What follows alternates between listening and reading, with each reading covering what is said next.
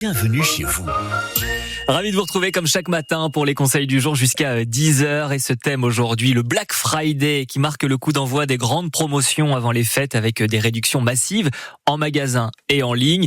Alors, les consommateurs évidemment sont au rendez-vous, mais les experts, eux, appellent à la vigilance face aux fausses bonnes affaires. Alors, entre bonnes opportunités et surconsommation, cette journée continue de diviser tout en attirant des millions d'acheteurs. Black Friday, affaire en or ou mirage commercial. Je vous propose d'en parler puis de vous donner la parole aussi ce matin au 05 59 2 fois 17 2 fois.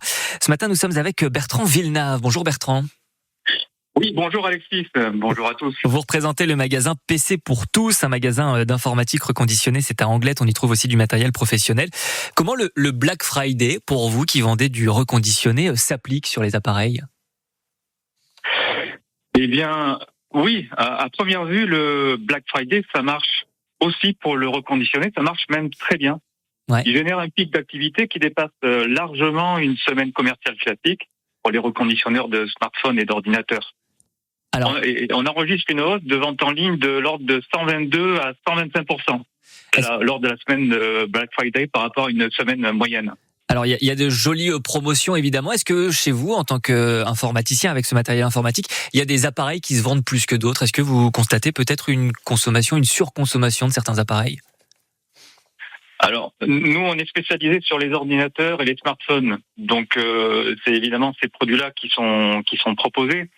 Et ce qu'on remarque, c'est que évidemment, le Black Friday permet d'accéder à des produits haut de gamme qui, même en temps normal, en reconditionné tout au long de l'année, sont parfois pas toujours accessibles. Et donc là, avec le rabais supplémentaire du Black Friday, ça les rend vraiment accessibles à tout un chacun.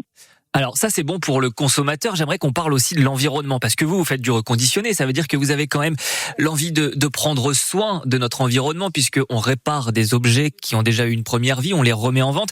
Là, finalement, le Black Friday, monsieur et madame tout le monde peuvent acheter un peu ces objets neufs. Finalement, on n'est pas sur la culture du tout jetable. Ça vous marque, ça ? Eh ben, écoutez, j'ai envie de dire, ça semble être gagnant. Trois fois gagnant. Gagnant pour le consommateur, gagnant pour les entreprises commerciales et gagnant pour la planète, puisque le Black Friday va favoriser l'achat vers des produits reconditionnés. Voilà. Mais derrière ce tableau idyllique se cachent malheureusement quelques pièges.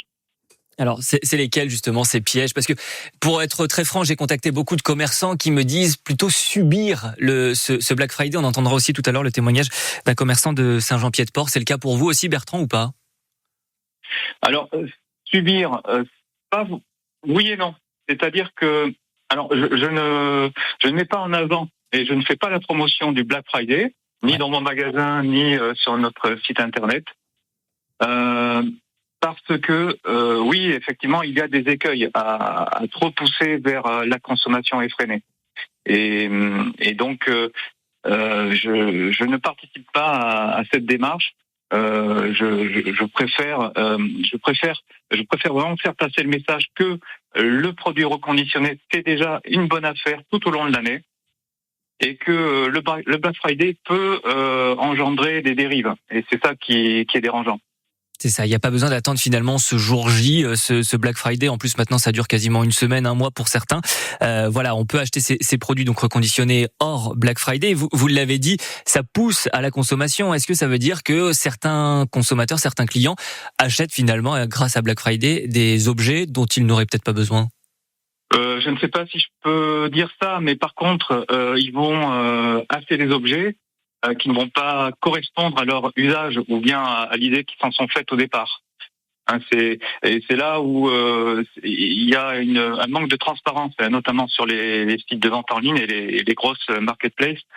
Il y a un gros manque de transparence, surtout lorsque vous achetez un ordinateur, c'est quand même un objet technique qui nécessite un conseil avisé. Et bien souvent, les informations sont manquantes pour que l'acheteur soit bien informé sur la performance du produit qu'il va acquérir.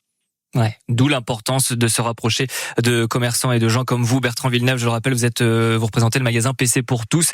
C'est à Anglet et notamment avec des appareils reconditionnés. Merci beaucoup d'avoir pris le temps de témoigner avec nous ce matin. Évidemment, chers auditeurs, on vous donne la parole aussi. Vous avez peut-être un avis très tranché sur ce Black Friday. 05 59 2 fois 17 2 fois pour en parler avec nous. Vous êtes les bienvenus.